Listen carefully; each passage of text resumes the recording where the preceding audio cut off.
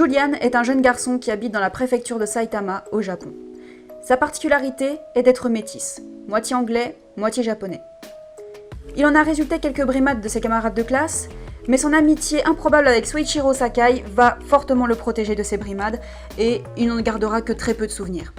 Ce dont il se souvient surtout, c'est de son amour pour la sœur de son meilleur ami, qui est malheureusement décédée. Julian n'arrive pas à se souvenir comment est-ce qu'elle est décédée. Soichiro lui donne des détails, mais il semble lui cacher quelque chose. Et des brides de souvenirs qui vont venir hanter Julian vont le pousser à mener l'enquête et à découvrir ce qui s'est passé dans la famille Sakai et ce qui s'est passé pour l'amour de sa vie. Comment est-ce que je peux vous parler de ce livre ?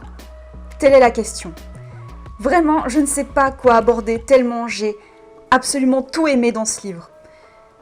Que ce soit le style de l'autrice qui est vraiment très prenant et qui m'a agrippée dès les premiers instants et qui m'a entraînée dans l'intrigue de ces personnages, de Julian, de Haru, de Soichiro et d'un autre personnage auquel je n'arrive pas à me souvenir.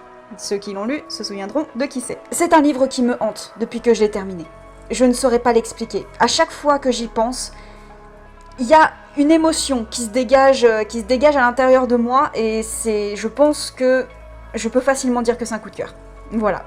Un livre qui me hante, même 2 mois après l'avoir lu, il me semble que je l'ai lu courant du mois de juillet, et il me hante toujours autant.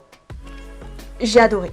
J'ai adoré la douceur, le côté estival, le côté chaleureux de cette histoire qui se désagrège petit à petit pour tomber dans l'horreur de cette malédiction des Sakai. J'ai adoré également la toute petite touche de fantastique qui est semée par-ci par-là dans le récit. J'ai adoré son originalité, j'ai adoré les relations entre les personnages, l'amour de Julian pour la sœur de Soichiro. Mais c'est tellement beau, c'est un amour pur et sincère.